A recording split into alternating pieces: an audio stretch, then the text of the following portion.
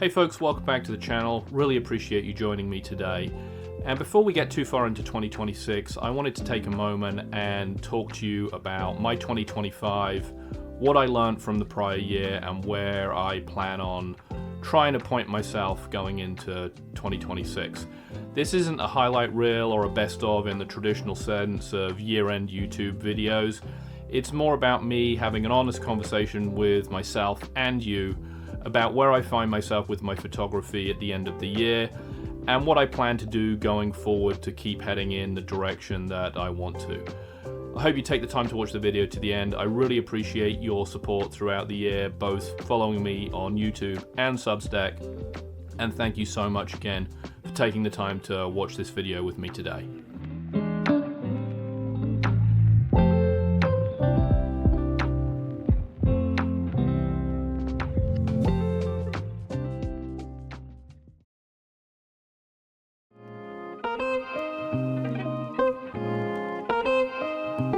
If I had to sum up 2025 in one sentence, it would probably go something like this.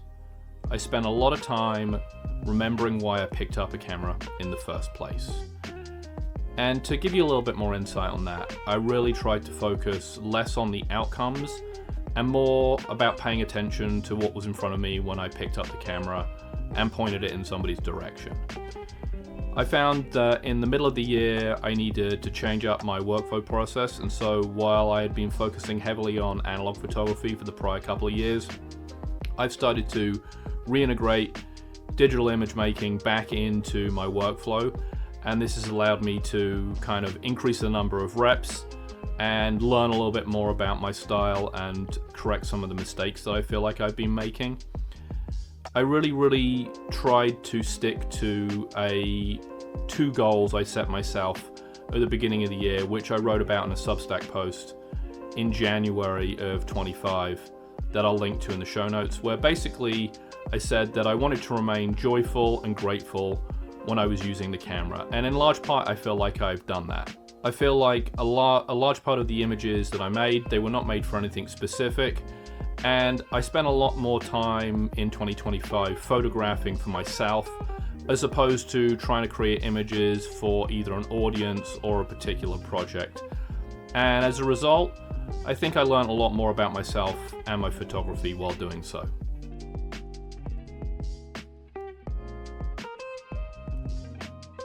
One of the things that surprised me about 2025 is how I started at the end of this year returning to some older projects that I'd shelved for a while.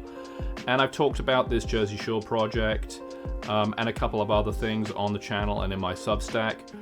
But these are things that have kind of reinterested me and re-engaged me. And I'm certainly going to continue to work on those throughout the winter and next year, because it's projects like these that sometimes you feel like you might need to put down for a while but then come back to, that can often turn out to produce some of the most interesting work. I think sometimes we tend to overthink things, especially when it comes to personal project work, and putting something on a shelf and putting it down for a while and letting a little dust settle on it and then picking it up can be a great way to reinvigorate either your photography or yourself. The other thing that I felt like had gotten away from me in previous years that I'd always tried to hold true to myself was making sure that the processes I'm engaged in, whether they be at work or in my pursuits and passions like photography, that I try to simplify processes to make them more enjoyable. And I felt like photography, I had let a couple of things get in the way or processes creep in that were removing that simplification. So I really spent a lot of time at the end of the year cutting down my gear, getting rid of all the gear that I don't use, sticking to primarily one camera. And as a result, I felt like it's given me a little bit more focus and more intention around the work when I'm going out to shoot. I'm also removing a lot of the decision paralysis that I often come across if I have too many choices in front of me.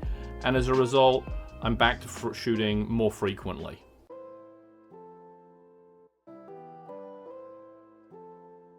I think if you've been following any of my written work on Substack or any of my videos here on YouTube, you'll know that mental health and mindfulness is a huge part of my process and why I'm involved in the practice of photography. And 2025 certainly had struggles in those areas. I had a really fantastic year of travel, but there were a couple of occasions when I returned from trips and I wasn't really sure how to move forward afterwards. In particular, I had a great trip to Iceland and I came back and quite frankly, I was not entirely satisfied with the work I produced there. However, this gave me a pause and able to look at some of the things I did there, so that when I was spending time in Europe during the summer, I didn't make the same mistakes. And as a result, I felt like my photography in Europe was way more natural, less staged.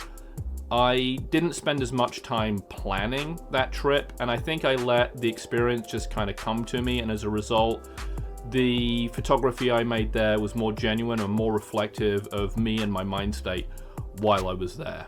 As I said earlier in this video, I was trying to spend 2025 not shooting for anybody but myself, but obviously throughout the year there are times when you start to let those thoughts creep back into your head. And I did have to ground myself at several points to remind myself, hey, the most important work I can create is the work I enjoy, and ultimately if I'm happy with what I'm producing, it doesn't really matter what anybody else thinks.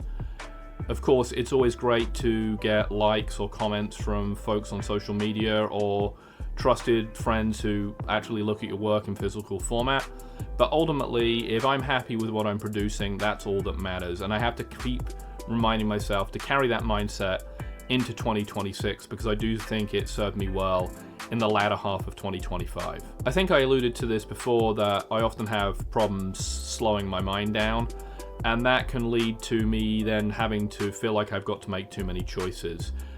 In the second half of this year, I really focused on not giving myself those choices, so by only using one camera and one lens when I went on a trip. I talked about that before. When I was in Europe, I was primarily using a 50, and I think as a result of that, while it was difficult to get myself out of the mindset that I might miss opportunities to take photos in those instances, the work I did create was more genuine and more honest and more me. So this is something I'm definitely going to continue to do in 2026. Again, simplify processes, use less gear, and stick to one camera and one lens where it makes sense.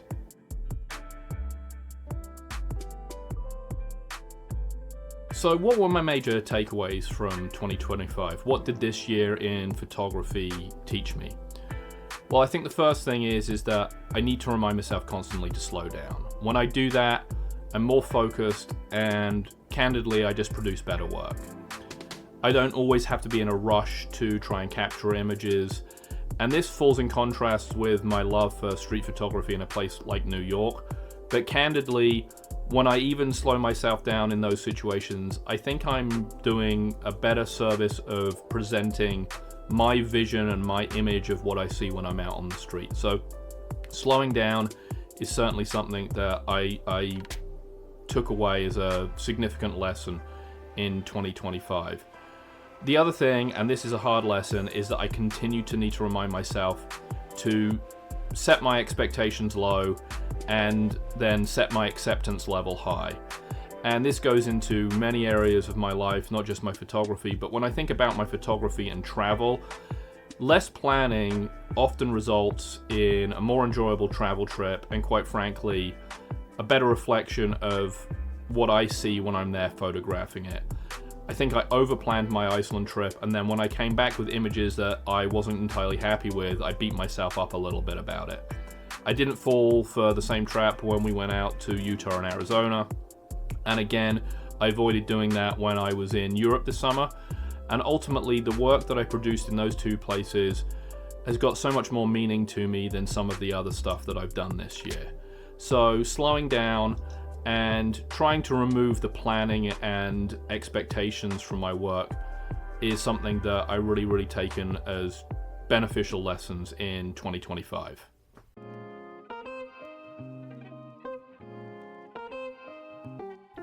So by the time that you guys get to watch this, we'll probably be a week or two into January of 2026. And I alluded to the post I made at the beginning of 2025, about how I try to avoid setting too many goals. And quite frankly, 2026 isn't going to be any different. I'm going to try and keep things simple because I know that when I do that, I set myself up for success.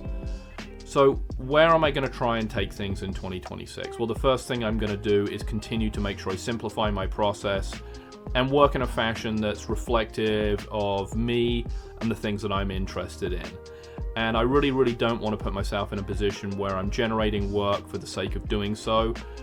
I do believe that the best work you produce is when you're interested and engaged in the process. The second thing that I want to do is try to continue to grow and develop this YouTube channel. This has really been the greatest surprise for me in 2025. And originally I started out with a personal goal of making sure that I was posting to Substack at least once a week. And I started out strong, but as I've alluded to before, I do have trouble with writing. And ironically, I actually find it easier producing a video and putting it up on YouTube than I do in sitting down writing maybe 1,500 words to post on Substack. So I'm really going to try and fold more of this into my creative processes. And my genuine hope is that as I share how photography has helped me manage my mental health struggles, that others out there will resonate with what I'm putting out on YouTube and will find some benefit to it. I've already gotten a lot of positive feedback from subscribers and viewers, and it's been really heartening to see people engage with me in this fashion, because I do believe that mental health is still something that we don't talk about enough, especially in the creative space. It's something that so many people struggle with, and just by sharing our stories, we can help other people who are maybe in a difficult spot in their life. So this will be something I can continue to do as frequently as possible. My goal for now is to keep up with the bi-weekly videos, because I believe that's manageable with my schedule, and I want to make sure that I'm not just putting out videos for the sake of it. I want them to be quality and beneficial to those that are taking the time to watch them. So in closing, guys, if you're heading into 2026 thinking like you don't need to have this big reinvention and that you're seeking just a little bit more clarity, I get it. I think it's exactly the same place that I'm in. I think all too often we think that progress has to be announced or this big fanfare or obvious thing. But quite frankly, some of the quieter, subtle moments are some of the things that have moved me forward the most in 2025. And that's why I'm going to continue to focus on doing those types of things in 2026. I want to thank all of you for sticking with me to the end of this video. I really appreciate it. What I'd love to hear most is what you got out of your 2025 and what you're planning to do in 2026. I can't wait to share this year with you. I've got some great things planned ahead. I've got some travel coming up in a couple of weeks, and then again in April, which I'll be excited to share with you when I'm out there doing this. And again, thank you for all of you who've taken the time to subscribe, comment, and like on the content that I'm putting out on this channel. It's really appreciated, and I hope to continue to build a community that's focused around developing photography and mental health as a practice and combination to help with your mindfulness. You guys have a great day, and Happy New Year to you.